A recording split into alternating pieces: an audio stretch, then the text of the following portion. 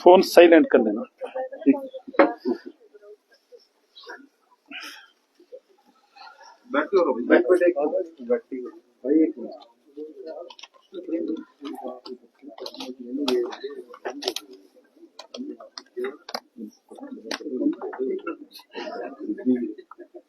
करो जी भाई। आप करें शुरू, परिचय देना। आज की इस प्रेस वार्ता में आए सभी पत्रकार बंधुओं का हार्दिक स्वागत, अभिनंदन। आज की इस प्रेस वार्ता को भारतीय जनता पार्टी के पूर्व में विधायक रहे सुजानपुर से और प्रदेश में प्रवक्ता भाई राजेंद्र राणा जी इस वार्ता को संबोधित करेंगे। आपके साथ मंडल के सम्मानीय अध्यक्ष शहरी मंडल के सुरेंद्र गुप्ता जी रहेंगे और जिला के प्रवक्ता हमारे अभिषेक ठाकुर जी और प्रदेश प्रशिक्षण प्रकोष्ठ के सह संयोजक अशोक ठाकुर जी। तो मेरा निवेदन रहेगा राजेंद्र राणा जी से कृपया वार्ता आरंभ करें। आप सभी का आज इस प्रेस वार्ता में मैं अपनी तरफ से और पार्टी की तरफ से आपका सबका हार्दिक अभिनंदन करता हूं। कुछ इश्यूज हैं और उनको क्रमबद्ध तरीके से मैं आज आप सबके सामने रखूंगा। सबसे पहला कि प्रदेश के माननीय मुख्यमंत्री अभी जो राज्यसभा का चुनाव हुआ, हमने पहले भी प्रश्न उठाया था और आज दोबारा इस प्रश्न को उठा रहे हैं कि 1 तारीख को प्रदेश के माननीय मुख्यमंत्री टूर प्रोग्राम जारी करके शिमला से दिल्ली जाते हैं। 1 तारीख को अपनी पार्टी के वरिष्ठ नेताओं के साथ राज्यसभा की सीट की चर्चा करते हैं।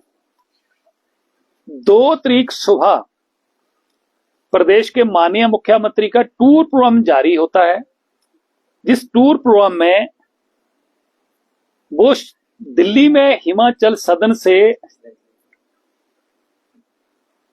4 बजे शिमला के लिए रवाना होंगे और हेलीकॉप्टर के माध्यम से रवाना होना था।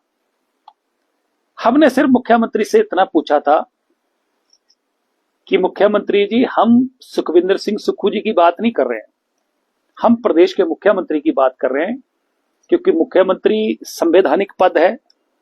वो क्या कर रहे हैं सार्वजनिक जीवन में, क्या नहीं कर रहे हैं, इसकी जानकारी प्रदेश की जनता को होनी चाहिए।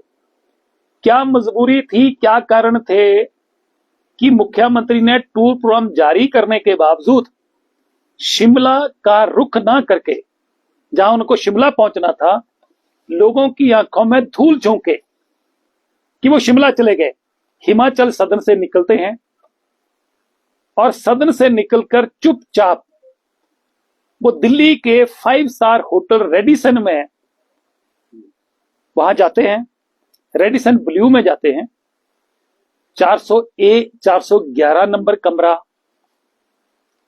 जिसे अपने मीडिया मैनेजर जो है उनके नाम बुक होता है, एक कमरा पीएसओ के नाम बुक होता है और वो वहां पर लगभग 23 घंटे वहां रुकते हैं। पहला प्रश्न ये है कि छुप छुप के जाने के पीछे वजह क्या थी। छुप छुप के गए तो 23 घंटों में जो दिल्ली के चुपचाप वहां पर 5 स्टार रेडिसन ब्लू में रुके, अपने नाम कमरा भी क्यों नहीं हुआ, टूर प्रोग्राम में अमेंडमेंट क्यों नहीं हुई। और मेरा प्रश्न ये भी कि छुप छुप के कौन मिलता है, छुप छुप के कौन ऐसे करता है, वो प्रदेश की जनता को सब मालूम है।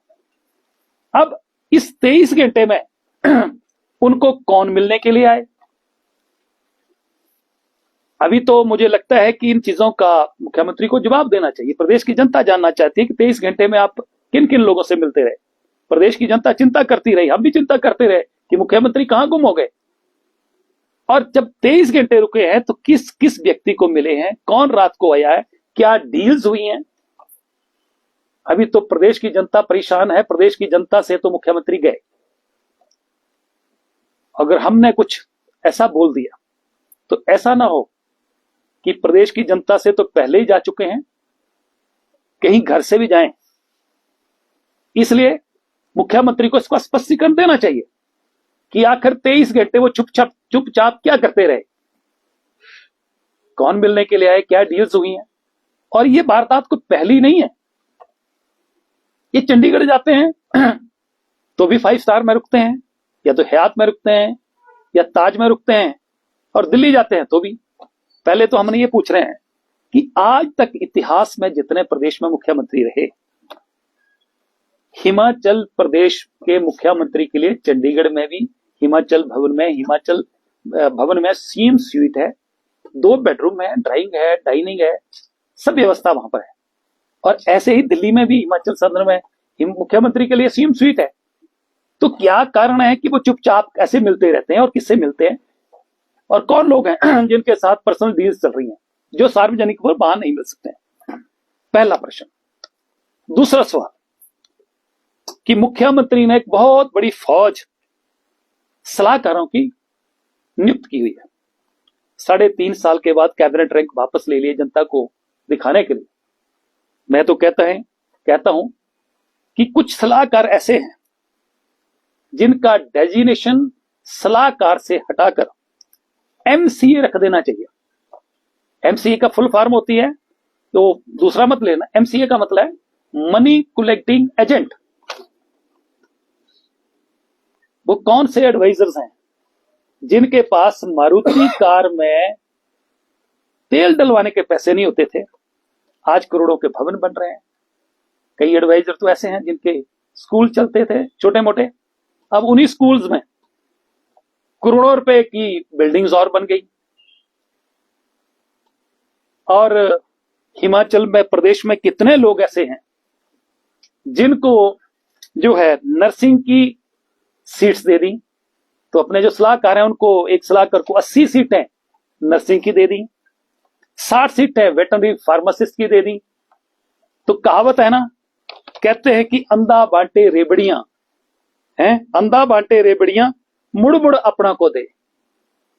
तो क्या मुख्यमंत्री सिर्फ मात्र सलाहकारों के लिए, मित्रों के लिए बने हैं? क्या प्रदेश की जनता का, प्रदेश के कांग्रेस के कार्यकर्ताओं का कोई योगदान नहीं है? अगला, मुख्यमंत्री, एक काम मुख्यमंत्री ने जरूर किया कि गिनीज बुक में अपना रिकॉर्ड जो है वो कायम करने वाले हैं, और दर्ज कराना चाहिए इनको। पहले तो प्रदेश का बच्चा बच्चा बोलता था कि मुख्यमंत्री हर कदम पे झूठ बोलते हैं। अब तो विधानसभा में प्रिविलेज आना शुरू हो गया मुख्यमंत्री के कि आप विधानसभा के अंदर भी झूठ बोल रहे हैं।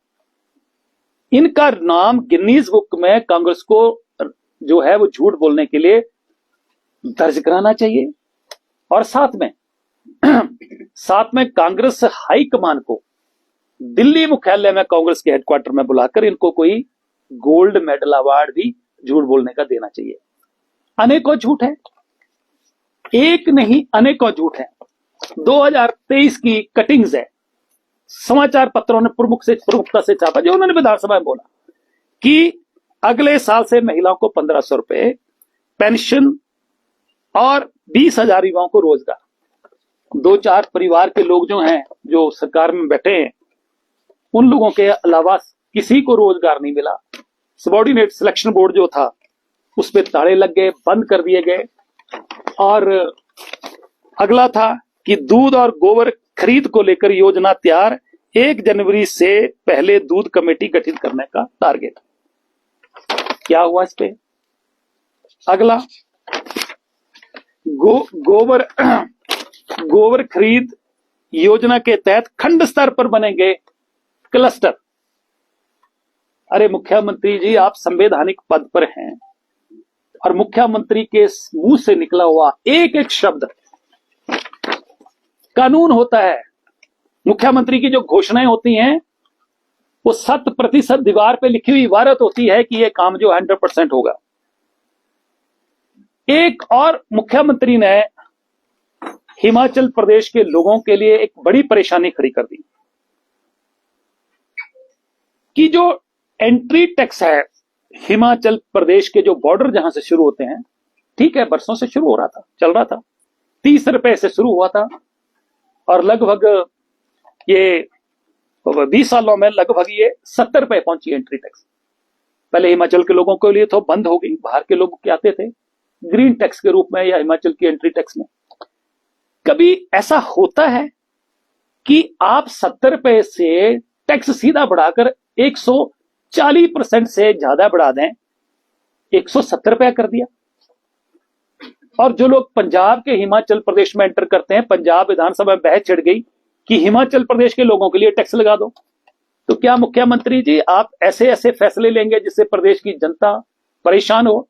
जो लोग हमारे बाहर नौकरियां कर रहे हैं, चंडीगढ़ में कर रहे हैं, लुधियाना में कर रहे हैं, दिल्ली में कर रहे हैं, या जहां भी कर रहे हैं, भाई वो प्रदेश सरकार का वजन हल्का कर रहे हैं।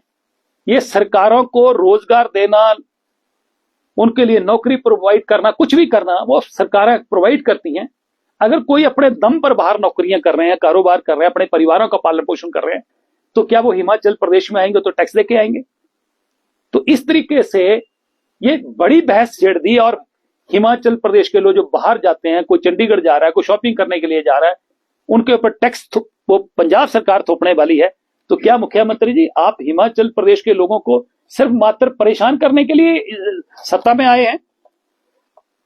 हर बजट में झूठी घोषणाएं की, सिर्फ बजट जो है वो दिखाने के लिए 55,000 करोड़ का कर दिया, ये 53,000 करोड़ कर दिया, कुछ नहीं हुआ। इससे प्रदेश का जो विकास है पूरी तरह थम गया। हिमाचल प्रदेश में सरकार के राज में बेनामी सौदे जो हैं वो जोरों पे हैं। कांगड़ा में बेनामी सौदे हो रहे हैं, जगह जगह बेनामी सौदे हो रहे हैं। और इनके जो करीबी लोग हैं वो प्रॉपर्टी डीलर्स की तरह जगह जगह जमीनें ढूंढ रहे हैं, लोगों को बोल रहे हैं कि भाई कोई जमीन बिकाऊ है तो बताइए। अब मैं एक उदाहरण दे रहा हूं। हमीरपुर में मेडिकल कॉलेज का निर्माण हुआ। वहां पर एक जमीन है जो कि किसी के नाम खरीदी गई, पहले अब अपने परिवार के नाम खरीदी गई, ट्रांसफर की गई यानी, और वहां पर अपने परिवार के नाम आलीशान बहुत बड़ा भवन जो है वो होम स्टे के रूप में मेडिकल कॉलेज के बिल्कुल दीवार के साथ लगती बनाया जा रहा है। बहुत सारे लोगों ने शिकायतें करी कि वहां पर सरकारी मशीनरी लग रही है। तो हम पूछना चाह रहे हैं कि ये करोड़ों की संपत्ति एकदम कहां से आ रही है? और मैंने पहले भी प्रश्न किया था जिसका आज तक जवाब नहीं मिला कि शिमला जिले के फागू के पास मुख्यमंत्री के परिवार और उनके मित्रों की जमीन है, जहां पर करोड़ों रुपए के डंगे सरकारी बजट से, सरकारी खजाने से, जो कि टैक्स पेयर्स का पैसा है, अपनी जमीन की कीमत बढ़ाने के लिए, वहां तक सड़क पहुंचाने के लिए करोड़ों रुपए लगा दिए। भाई ये प्रदेश की डेवलपमेंट के लिए आए हैं कि अपनी निजी डेवलपमेंट के लिए आए? इसलिए अभी विधानसभा में जब प्रश्न उठा ओडीआई मतलब ऑफिसर ऑफ डाउटफुल इंटीग्रिटी वाला, आंखों में धूल झोंकने के लिए 3 अधिकारी जो कि रिटायरमेंट के बाद एक्सटेंशन पे थे उनको हटा दिया। मुख्यमंत्री जी आपके द्वारा नियुक्त बहुत सारे उच्च अधिकारी ऐसे हैं जिनके खिलाफ बहुत सारे मामले जो हैं वो चल रहे हैं, तो उनका संरक्षण क्यों कर रहे हैं? उनको भी हटा देते, कुछ हिम्मत दिखाते। और आखिर में मैं ये कहना चाहता हूं कि आज प्रदेश जो है वो वित्तीय इमरजेंसी के दौर से लगभग गुजर रहा है। वित्तीय संकट पूरे प्रदेश में है। और अभी जो चर्चा छिड़ी है, जो सरकार योजना बना रही है कि जो क्लास 1 है गस्टेड, आने वाले दिनों में उसकी जो सैलरी है उसमें से 30% कटौती करने के चक्कर में है। जो क्लास 2 वाले हैं उनकी 20%, क्लास 2 और क्लास 3 की 20% कटौती करने के चक्कर में है, और क्लास 4 जो है उसकी 10% कटौती करने के चक्कर में है। तो क्या प्रदेश की जनता ये समझे कि प्रदेश में आपकी गलत नीतियों के कारण, सरकार की गलत नीतियों के कारण, मिसमैनेजमेंट के कारण, मित्रों पे खजाना लुटाने के चक्कर में क्या हिमाचल प्रदेश में आर्थिक इमरजेंसी लगने वाली है? अगर कहीं प्रदेश के कर्मचारी जिनको डीए की किस्तें जो है प्रॉपर नहीं मिल रही हैं, जितनी सेंट्रल गवर्नमेंट ने दी है, अगर ये उनकी सैलरी में भी कटौती करते हैं तो ना तो प्रदेश की जनता चुप बैठेगी, ना हम चुप बैठेंगे और ना ही कर्मचारी बैठेंगे। ये आने वाले दिनों में जब भी जो लोग हिमाचल प्रदेश के आज इंतजार कर रहे हैं कि कब वो समय आए, और ये चर्चा कांग्रेस के लोग ज्यादा कर रहे हैं कि कब समय आए, और इस सरकार से जिसने प्रदेश को बर्बाद किया है, 1,11,000 करोड़ कर्जा हिमाचल प्रदेश पर इस सरकार ने किया है, जिसमें से 41,000 करोड़ कर्जा इसी सरकार में 3.5 साल में हुआ है। 10,000 करोड़ कर्जा प्रदेश के वो ठेकेदार जिन्होंने अपनी खून पसीने की कमाई इस सरकार के कहने पे टेंडर लेके उनको काम करने में लगाई है, उनकी पेमेंटें नहीं हो रही हैं। पेमेंटें मात्र उनकी हो रही हैं जिनका टोकन नंबर शिमला से इश्यू होता है कि इस टोकन नंबर को पेमेंट कर दो, जिनकी सेटिंग सरकार के साथ हो जाती है। बाकी ये इतिहास में पहली दफा देखा गया कि सरकार की ट्रेजरी पे ताला लगाया गया, बंद किया गया। इससे जिसको कहते हैं कि इससे भ्रष्ट स्थिति जो है वो हिमाचल प्रदेश की जनता ने न पहले देखी, न आने वाले समय में देखेंगे। मुझे लगता है कि आज प्रदेश जो है पूरी तरह इस सरकार की गलत नीतियों के कारण अपनों को रेबड़ियां बांटने के चक्कर में इन्होंने पूरी तरह प्रदेश को बर्बाद कर दिया है। और जिस तरीके से इन्होंने पिछले 3.5 साल में शुरू में ये एडवाइजर लगा दिए, ओएसडी लगा दिए, जगह जगह ओएसडी, जगह जगह मीडिया कोऑर्डिनेटर, जगह जगह संयोजक, दर्जनों लोगों की नियुक्तियां कर दी और उनकी सैलरी जो है 30,000 से 2.5 लाख रुपए कर दी। प्रदेश का पूरा खजाना जो है, जब आपके पास वित्तीय संकट है तो आप अपने खर्चों को कम करो, वो तो हुए नहीं और प्रदेश का खजाना पूरी तरह लुटाया गया। मैं तो इतना कहना चाहता हूं, आप कुछ कहना चाहते हैं तो आपका स्वागत है, पूछना चाहते हैं। राणा जी, जो आपने डील की बात की है, क्या लग रहा कि जो राज्यसभा चुनाव में जो टिकट का आवंटन हुआ उसको लेकर डील हुई है या फिर कोई और वजह है? दूसरी तरफ कांग्रेस का भी ये कहना है, क्योंकि आपने पिछले दिनों में ये आरोप लगाया था कि डील तो पिछले राज्यसभा के चुनाव में हुई थी, इस बार तो बिल्कुल सही। देखिए, जो पिछले राज्यसभा में चुनाव में ये डील की बात करते हैं, मुख्यमंत्री को अपने ग्रेवान में झांक के देखना चाहिए कि जिस तरीके से चुने हुए विधायकों को जलील करते थे। राजनीति में व्यक्ति चुनाव लड़कर लोगों की सेवा करने के लिए जाता है, जलील होने के लिए नहीं जाता है। और आज की तारीख में कितने ऐसे विधायक हैं, कितने ऐसे मंत्री हैं जो तानाशाही रवैये के कारण इस सरकार से छुटकारा पाना चाहते हैं, परंतु भारतीय जनता पार्टी उनको लेगी नहीं लेगी, वो तो भारतीय जनता पार्टी के नेतृत्व का फैसला है। परंतु जो हमारे से चर्चा करते हैं और रात को 9 बजे के बाद करते हैं, प्रदेश के बहुत सारे चुने लोग जिनका भविष्य जो है पूरी तरह गर्दिश में है, हमने समय पर इनको तलाक दे दिया, छोड़ दिया। हम सही जगह सही स्थान पर लैंड कर गए। हम धन्यवाद करते हैं बीजेपी का कि उन्होंने हमें अपनाया।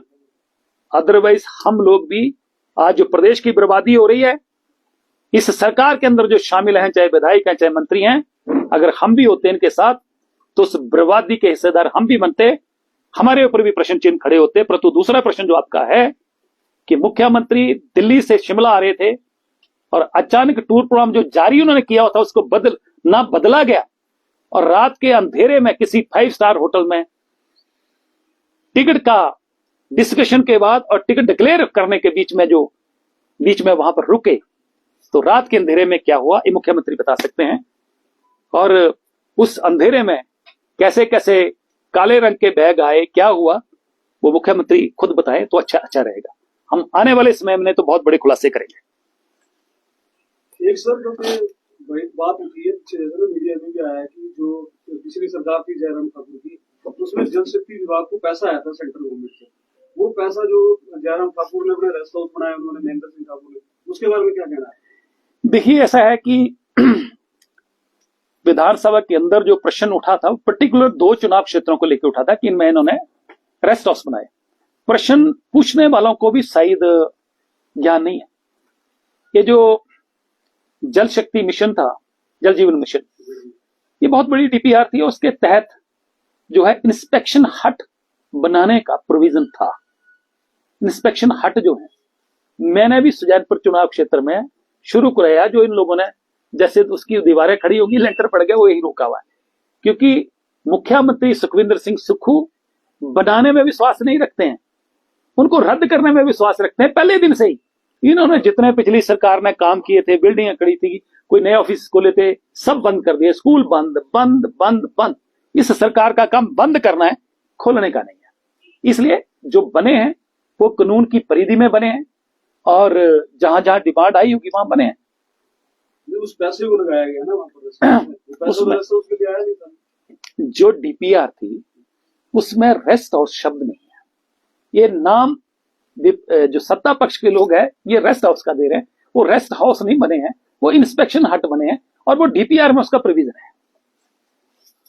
तो जिन होटल्स में वो ठहरे हैं वहाँ पर सर जो प्रबंध है वो अपना हाई रेजोल्यूशन कैमरास का भी है और क्या रिकॉर्ड्स भी हैं, तो क्या आप उन रिकॉर्ड्स को जो है खंगाल नहीं सकते हैं? देखिए, हमने कोई बात कही है तो हमने बिना ऐसे नहीं कही है। हम तो सिर्फ इतना कहा है, हमने पूछा है कि मुख्यमंत्री जी आपने टूर प्रोग्राम रद्द कर दिया। रद्द नहीं किया, आपने दिखाया कि मैं शिमला जा रहा हूं, पहुंच कहीं और गए, और कमरा अपने नाम नहीं बुक कराया। कमरा अपने जो मीडिया मैनेजर है उनके नाम करवाया, एक पीएसओ के नाम हुआ, 2 कमरे बुक हुए। तो रात के अंधेरे में क्या करते रहे? और रात के अंधेरे में छुप कर कौन जाता है? जिसने कोई सही काम करना तो वो जाता है, या किसने गलत काम करना वो जाता है। नंबर 1, क्या हिमाचल सरकार ने जो इतने बड़े बड़े सीएम स्वीट्स बनाए हैं, क्या वो लोगों से बाहर नहीं मिल सकते हैं? क्या वहां पर ना मिलकर कहीं छुप छुप के मिलना? तो ये तो प्रदेश की जनता को समझना चाहिए, और बाकी हम भी समझ रहे हैं, आप भी समझ रहे हैं, और मुख्यमंत्री को भी पता नहीं तो वो डिनाई करें, स्टेटमेंट दें कि मैं नहीं गया था वहां पर, मैंने कुछ नहीं किया वहां पर, मेरे ऊपर गलत आरोप लगाए जा रहे हैं। जब बोलेंगे तो हम एविडेंस भी दे देंगे। सर, अगर आप इतने आत्मविश्वास से ये चीज कह रहे हैं कि वहाँ कुछ और ताले बड़े बड़े बैग भी आए, बहुत सारे, परिवार की बात भी है, बीडीसीबीआई आपकी है, जांच बिठा लीजिए। देखिए, जांच भी होगी। अभी तो मुख्यमंत्री अपनी जितनी एजेंसियां हैं, तो 5 साल पूरे हो जाएंगे उसके बाद नहीं, मुख्यमंत्री अपनी जो एजेंसियां हैं, हिमाचल पुलिस का किस तरीके से, जिनके साथ बनती नहीं है, उनके खिलाफ, उनके चाहने वाले, उनके रिश्तेदारों के ऊपर किस तरीके से इस्तेमाल कर रही है, ये नया रीति शुरू करी है। तो आने वाले में जैसे रिवाज डालेंगे वैसे रिवाज चलेंगे।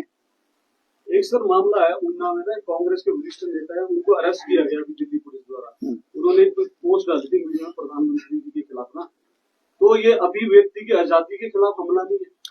देखिए, कौन कहता है कि किसी के खिलाफ आप बोल नहीं सकते हैं? लोकतंत्र में आपका अधिकार है, परंतु कुछ ऐसा आप बोल देंगे जो कि कानून की परिधि में नहीं आता है।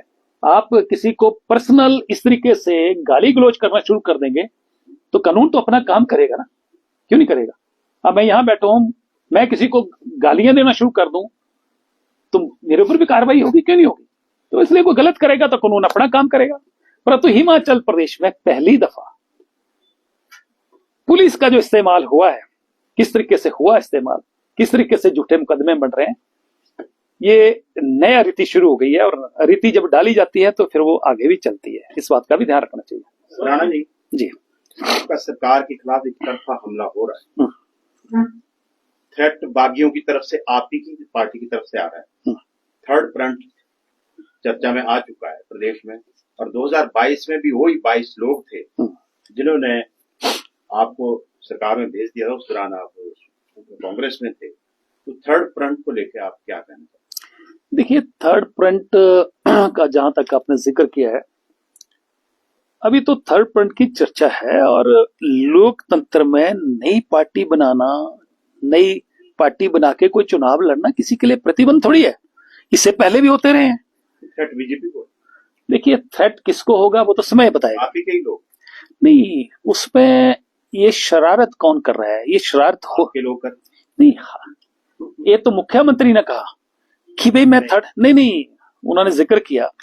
देखिए अभी कोई थर्ड फ्रंट नहीं बना है, जब बनेगा तो चर्चा करेंगे। और मैं साफ कह रहा हूं कि किसी भी व्यक्ति को अपनी नई पार्टी बनाने का, अपने साथ लोगों जोड़ने का अधिकार है।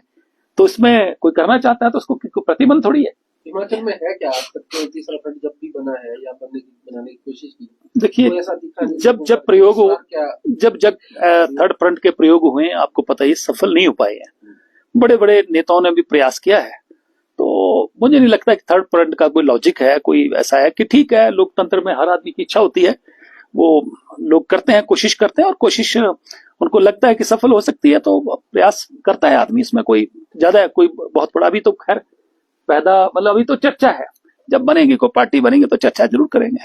लोक निर्माण विभाग मंत्री अपना विक्रमादित्य जी ने भी थर्ड फ्रंट के ऊपर एक उन्होंने टिप्पणी की है कि उसका कोई मतलब औचित्य नहीं है। उसको आप किस दृष्टि से देखते हैं? देखिए मैं तो थर्ड फ्रंट को लेकर कोई भी टिप्पणी करने के पक्ष में नहीं हूँ, क्योंकि अभी तक बना ही नहीं। जब बनेगा तो करेंगे।